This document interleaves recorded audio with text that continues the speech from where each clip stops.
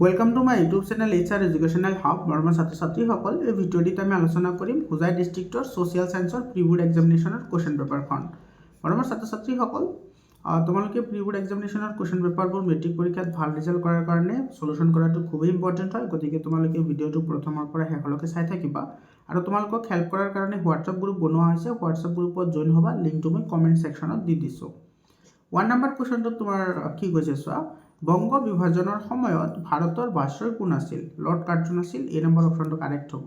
2 number কুৱেশ্যনটো চোৱা, ইয়াতে ব্ৰিটিছৰ নীতিৰ বিৰুদ্ধে সমগ্ৰ ভাৰতৰ দৃষ্টিভংগীত দ্বিতীয় সক্ৰিয় ৰাষ্ট্ৰীয় সংগ্ৰামটো কি আছিল? সেইটো আছিল তোমাৰ স্বদেশী আন্দোলন। এইটো তোমাৰ বি অপশ্যনটো কি হ'ব? কাৰেক্ট অপশ্যন হ'ব। আৰু অসহযোগ যিটো আন্দোলন আছিল সেইটো ফাৰ্ষ্ট আছিল। তাৰপিছত কুৱেশ্যনটো চাবা, 3 নম্বৰ কুৱেশ্যনটোত কি কৈছে, কোন চনত ব্ৰিটিছ চৰকাৰে অসমত দাস প্ৰথা বন্ধ কৰিছিল? এইটো 1843। তাৰপিছত এজাৰছন ৰিজনিঙৰ কুৱেশ্যন দিছে চাবা, এজাৰছনত কি কৈছে ইয়াতে, এজাৰছনত কৈছে যে ব্ৰিটিছ চৰকাৰে বংগ বিভাজনৰ যোগেদি হিন্দু আৰু মুছলমানৰ মাজত সাম্প্ৰদায়িক বিভেদ সৃষ্টি কৰিব বিচাৰিছিল। কাৰেক্ট হয়। আৰু বংগত বাঢ়ি অহা ৰাজনৈতিক সচেতনতাই ভাৰতৰ ব্ৰিটিছ উপনিৱেশবাদৰ প্ৰতি ভাবুকিৰ সৃষ্টি কৰিছিল। এইটো তোমাৰ কি হয়? কাৰেক্ট অপশ্যন হয়। আৰু এইটো তোমাৰ কি হয়? শুদ্ধ ব্যাখ্যাও হয়। গতিকে এইটো তোমাৰ কি হ'ব? কোনটো অপশ্যন কাৰেক্ট হ'ব? এইটো তোমাৰ আচ্ছা, ইয়াতে তোমাৰ এইটো তোমাৰ ব্ৰিটিছত বংগত বাঢ়ি অহা ৰাজনৈতিক সচেতনতাই ভাৰতৰ ব্ৰিটিছ উপনিৱেশৰ প্ৰতি ভাবুকিৰ সৃষ্টি কৰিছিল। তো তোমাৰ এছাৰছন ৰিজন দুটা কাৰেক্ট হ'ব, কিন্তু এইটোৰ শুদ্ধ ব্যাখ্যা নহয়। কাৰণ ইয়াতে চব বংগ বিভাজনৰ কথা কৈছে। তো বংগ বিভাজনে কি কৰিছিল সেইটো কথা কৈছে। আৰু ইয়াতে কৈছে তোমাৰ বংগত বাঢ়ি অহা যিটো সচেতনতা, তো সেইটোৱে এইটো তোমাৰ কি কৰিছিল? বাধা প্ৰদানহে কৰিছিল। ঠিক আছে। গতিকে তোমাৰ এইটো এটাই আনটোক ছাপোৰ্ট নকৰে। তো এইটো ডি অপশ্যন কাৰেক্ট হ'ব। 5 নম্বৰ কুৱেশ্যনটি, ইয়াতে তোমাৰ তলৰ কৃষক বিদ্ৰোহৰ ঘটনাবোৰ প্ৰথমৰ পৰা শেষলৈকে সূচোৱা। সৰ্বপ্ৰথম কৈছিল ফুলগুৰি ধাবা। সৰ্বপ্ৰথমত ফুলগুৰি ধাবা হৈছিল আৰু একেবাৰে শেষত হৈছিল পত্ৰুঘাট। ফুলগুৰি, এইটো তোমাৰ ডি অপশ্যনটো ইয়াৰে কাৰেক্ট অপশ্যন হ'ব। তাৰপিছত 6 নম্বৰটো ইয়াতে তোমাৰ মিলাবলৈ দিছে চাবা, ইয়াতে তোমাৰ কৈছে তোমাৰ হৰিবিলাস আগৰৱাল। হৰিবিলাস আগৰৱাল তোমাৰ আছিল কি? তেজপুৰ ৰায়ত সভা, এইটো মিলিব ওৰ লগত। তাৰপিছত চন্দ্ৰকুমাৰ আগৰৱালা, এইটো জোনাকীৰ আছিল। তাৰপিছত তোমাৰ পদ্মনাভ গোহাঁই বৰুৱা যোৰহাট সাৰ্বজনীন সভা, আহোম সভা। পদ্মনাভ গোহাঁই বৰুৱা আহোম সভাৰ লগত জড়িত আছিল। আৰু ৰাজা নৰনাৰায়ণ সিংহ আছিল যোৰহাট সাৰ্বজনীন সভা। গতিকে এইটো এ নাম্বাৰটো কি হ'ব? ইয়াৰে কাৰেক্ট অপশ্যন হ'ব। তাৰপিছৰ কুৱেশ্যনটো, ইয়াতে তোমাৰ মেপৰ সহায়ত জিলাসমূহ চিনাক্তকৰণ কৰা। ইয়াতে 3 নম্বৰ আৰু 2 নম্বৰ যিটো আছে 1, 2, 3, 1, 2, 3, 1 নম্বৰ, এইটোতো শালমাৰা হয়, এইটো শালমাৰা। তাৰপিছত এইটো তোমাৰ কাৰ্বি আংলং, আৰু কাৰ্বি আংলঙৰ লগতে ৱেষ্ট কাৰ্বি আংলং হয়। কাৰ্বি আংলঙৰ লগতে তোমাৰ কি আছে? হোজাই। তো এইটো তোমাৰ বি অপশ্যনটো ইয়াৰে কি হ'ব? কাৰেক্ট অপশ্যন হ'ব। বি অপশ্যনটো কাৰেক্ট হ'ব। 8 নম্বৰটো এজাৰছন ৰিজনিঙৰ কুৱেশ্যন হয়।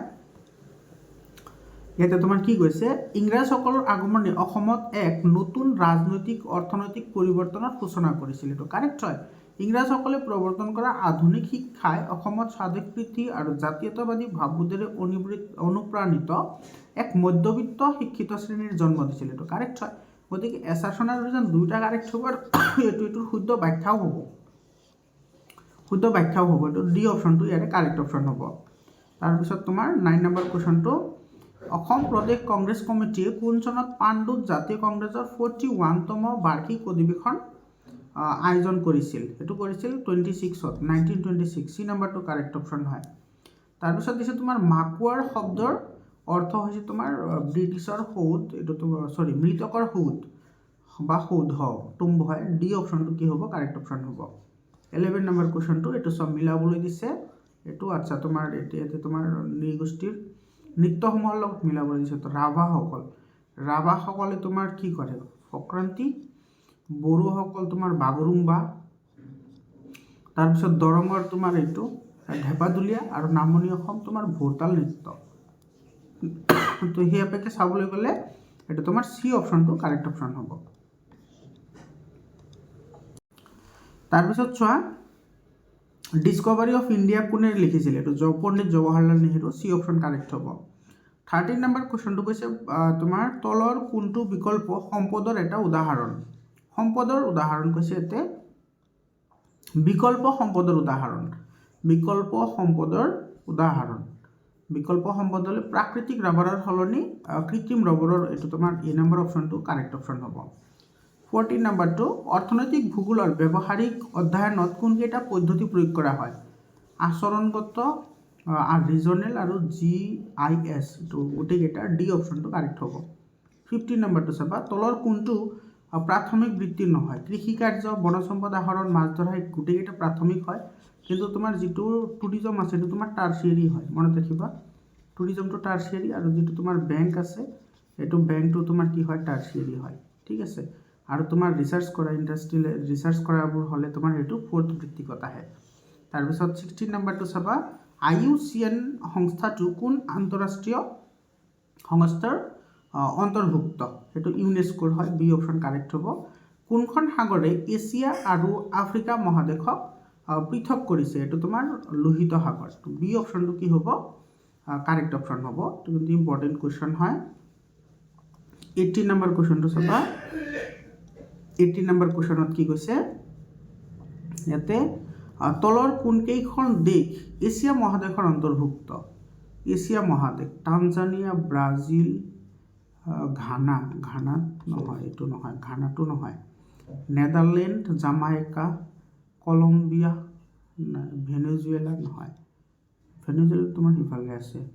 তাৰপিছত ভিয়েটনাম, কংগোতে, ফিলিপাইন, জাপানটোতো আমাৰ এছিয়াৰ হয়, এইটো কাৰেক্ট হয়। নৰৱে, গিনি নহয়, এইটো নহয়, তোমাৰ চি অপশ্যনটো কাৰেক্ট অপশ্যন হ'ব। 19 নম্বৰ কুৱেশ্যনটো চাবা 19ত কৈছে কি তোমাৰ ভাৰতীয় সংবিধানৰ 1976 চনত হোৱা 42তম সংশোধনী আইনৰ জৰিয়তে কোনটো শব্দ প্ৰস্তাৱনাত সংযোগ কৰা হৈছিল, এইটো সমাজবাদী, চি অপশ্যন কাৰেক্ট হ'ব। এজাৰছন ৰিজন দিছে চাবা, এজাৰছন ৰিজনত কি কৈছে ইয়াতে যে প্ৰশান্ত মহাসাগৰ পৃথিৱীৰ আটাইতকৈ ডাঙৰ আৰু গভীৰ মহাসাগৰ, কাৰেক্ট হয়। প্ৰশান্ত মহাসাগৰে পৃথিৱীৰ 1/3 ঠাই আগুৰি আছে, এইটো কাৰেক্ট হয় আৰু সেইকাৰণে এইটো ডাঙৰ হয়। গতিকে এছাৰছন ৰিজন দুয়োটা শুদ্ধ হ'ব আৰু লগতে ৰিজন টু এছাৰছনৰ শুদ্ধ ব্যাখ্যাও হ'ব, এইটো বি অপশ্যনটো কি হ'ব, কাৰেক্ট অপশ্যন হ'ব। তাৰপিছত তোমাৰ ইয়াতে তোমাৰ এইটো মিলাবলৈ দিছে চাবা IDB মানে industrial development bank of India, এইটো কেতিয়া কৰা হৈছিল সেইটো আমাক সুধিছে। Industrial development bank of India এইটো তোমাৰ আছিল 82। তাৰপিছত ৰুৰেল বেংক যিটো আছিল সেইটো তোমাৰ ক'ত আছে, কেতিয়া হৈছিল, 1990। নাবাৰ্ডটো হৈছিল তোমাৰ 75ত আৰু তোমাৰ CIDB হৈছিল তোমাৰ 64ত, CIDBটো হৈছিল 64, হয়নে। গতিকে তোমাৰ ইয়াতে এইটো চব বি অপশ্যনটো কি হ'ব, কাৰেক্ট অপশ্যন হ'ব। তাৰপিছত কুৱেশ্যনটো চাবা এইটো তোমাৰ মিলাবলৈ দিছে কোনটো কেতিয়া হৈছিল সেইটো। এটা তোমাৰ দিছে সংবিধান সভাৰ প্ৰথম বৈঠক, সংবিধান সভাৰ প্ৰথম বৈঠক এইটো তোমাৰ এনৰ লগত আহিব। খচৰা কমিটি গঠন এইটো হৈছিল তোমাৰ 47ৰ 29ত। তাৰপিছত তোমাৰ ভাৰতলৈ কেবিনেট মিছনৰ আগমন কেতিয়া হৈছিল, এইটো মাৰ্চত 46ত হৈছিল আৰু ভাৰতৰ সংবিধান যিটো বলবৎ সেইটো হৈছিল তোমাৰ 50ত, এইটো তো এনেকৈ মিলিব এইটো। তো সেই সাপেক্ষে তোমাৰ এইটো বি অপশ্যনটো কাৰেক্ট অপশ্যন হ'ব। 23 নম্বৰ কুৱেশ্যনটো চাবা তলৰ কোনটো শব্দই ৰাষ্ট্ৰ এখনৰ সৰ্বোচ্চ ক্ষমতাক বুজায়, তো সভাৰেনিটি, ডি অপশ্যনটো কাৰেক্ট হয়। তাৰপিছত মুদ্ৰাৰ তাৰল্য গুণ মানে কি, মুদ্ৰাৰ যিটো তাৰল্য গুণ আছে সেই তাৰল্য গুণ মানে কি বুজায়, তো তোমাৰ মুদ্ৰাক সমমূল্যৰ সামগ্ৰীলৈ তৎক্ষণাৎ আৰু প্ৰত্যক্ষভাৱে ৰূপান্তৰ কৰিব পাৰি, তো চি অপশ্যনটো কাৰেক্ট হ'ব। 25 নম্বৰ ক্ৰমবিকাশৰ ধাৰা অনুসৰি মুদ্ৰাৰ চতুৰ্থ পৰ্যায়টো সেইটো তোমাৰ কইনেজ হয়, ডি অপশ্যনটো কাৰেক্ট হয়। আৰু তোমাৰ ধাতুমানটো হৈছে তোমাৰ যোনটো মান ধাতুমান এইটো থাৰ্ড হয়, এইটো ফ'ৰ্থ হয়। তাৰপিছত কুৱেশ্যনটো মানৱ উন্নয়নৰ সূচংক তিনিটা কি আছে, তোমাৰ জীৱন ধাৰণৰ মান, প্ৰত্যাশিত শিক্ষা, life expectancy, education and standard of living, 26ৰ এই নম্বৰটো কাৰেক্ট। 27 নম্বৰ কুৱেশ্যনটো চাবা, ইয়াতে কৈছে শুদ্ধ উত্তৰটো বাছি উলিওৱা, কোনটো শুদ্ধ হয় সেইটো বাছি উলিয়াব দিছে। দ্বিতীয় ঘূৰণীয়া মেজমেল ব্যৰ্থতাৰ বাবে ভাৰত এক আন্দোলন আৰম্ভ হৈছিল, ভাৰত এক আন্দোলন তোমাৰ দ্বিতীয় ঘূৰণীয়া মেজবেলৰ কাৰণে নহৈছিল। ভাৰত আক্ৰমণৰ ভাবুকি ভাৰত এক আন্দোলনৰ অন্যতম কাৰণ, এইটো কাৰেক্ট হয়। গতিকে তোমাৰ কি হ'ব, এ ফলছ, বি ট্ৰু, বি অপশ্যনটো কাৰেক্ট অপশ্যন হ'ব। তাৰপিছত 28 নম্বৰ কুৱেশ্যনটো কৈছে যে উদ্দেশ্য সম্পৰ্কিত প্ৰস্তাৱসমূহ ভিত্তিক হিচাপে সংবিধান প্ৰণয়নৰ ক্ষেত্ৰত তলত উল্লেখিত কোনকেইটা ধাৰা প্ৰতিশ্ৰুতিক সংবিধান সভাই স্বীকৃতি দিছিল? সমতা আছিল, সাৰ্বভৌমত্ব আৰু গণতন্ত্ৰ, গোটেইকেইটা আছিল। তো ডি অপশ্যন কাৰেক্ট হ'ব। 29 নম্বৰটো চোৱা, 1935 চনৰ ভাৰত চৰকাৰ আইনখনে তোমাৰ কি কৰিছিল, যুক্তৰাষ্ট্ৰ ব্যৱস্থা কৰিছিল, কাৰেক্ট হয়। আৰু তোমাৰ সীমিত ৰূপত পৰাধীন ভাৰতবৰ্ষত সাংসদীয় পদ্ধতি আৰম্ভ কৰিছিল, এইটো কাৰেক্ট হয়। গতিকে দুইটা কাৰেক্ট হ'ব, ইয়াৰ এ নম্বৰ অপশ্যনটো কাৰেক্ট অপশ্যন হ'ব। 30 নম্বৰ কুৱেশ্যনটো চোৱা, বায়ুমণ্ডলত সৰ্বাধিক পৰিমাণে থকা গেছ দুবিধ কি কি হয়? নাইট্ৰজেন হয় 78%, আৰু তোমাৰ কি হয়, অক্সিজেন 21%।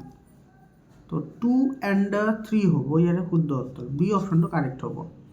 31 নম্বৰ, বায়ুমণ্ডলৰ অধিক মাত্ৰাত সঞ্চিত হ'লে এচিড বৰষুণৰ সৃষ্টি হয়, নাইট্ৰজেন আৰু ছালফাৰৰ অক্সাইড। এইবোৰ ছায়েন্সৰ প্ৰশ্ন হয়, তোমালোকে গমেই পাইছা।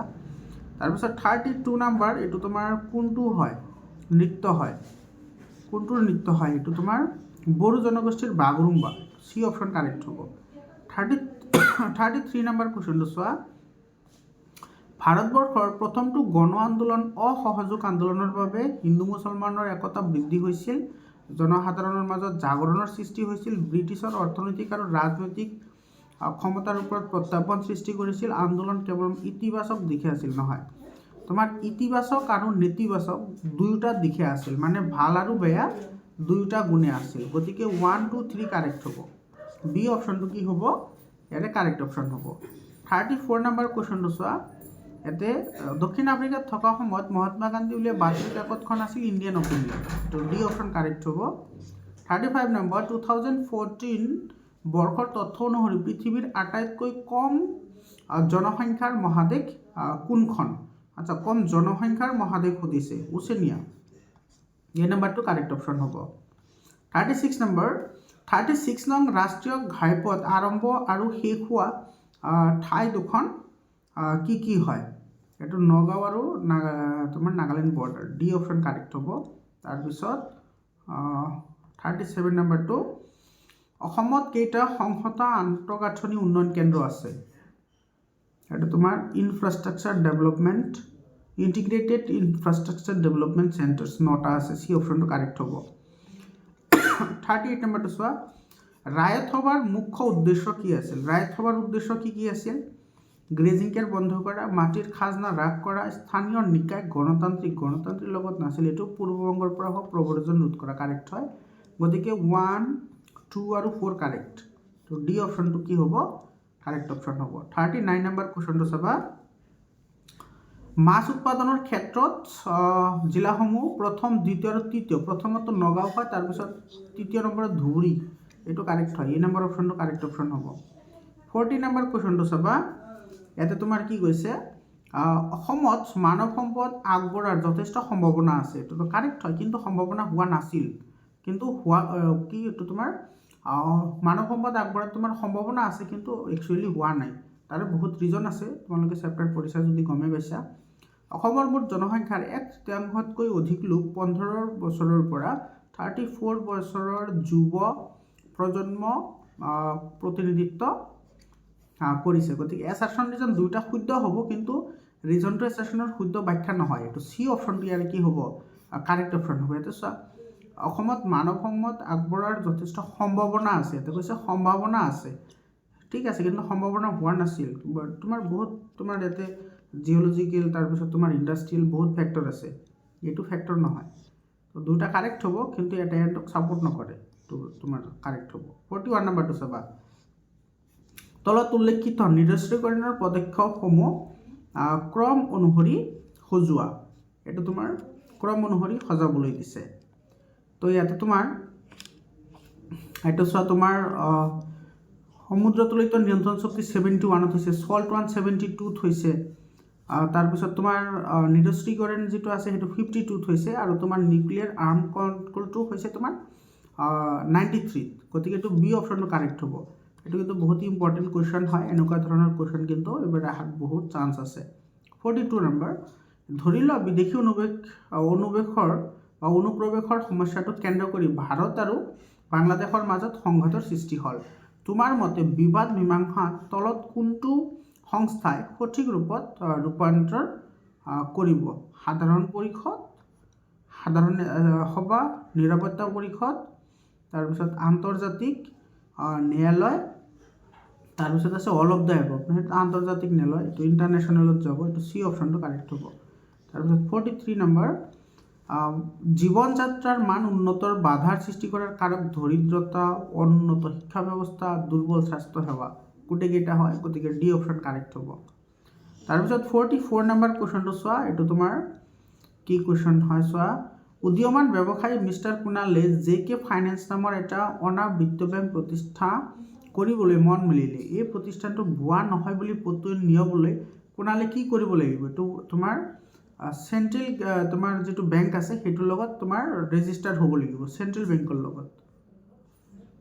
এইটো ডি অপশ্যনত আছে, গতিকে ডি অপশ্যনটো কি হ'ব? কাৰেক্ট অপশ্যন হ'ব।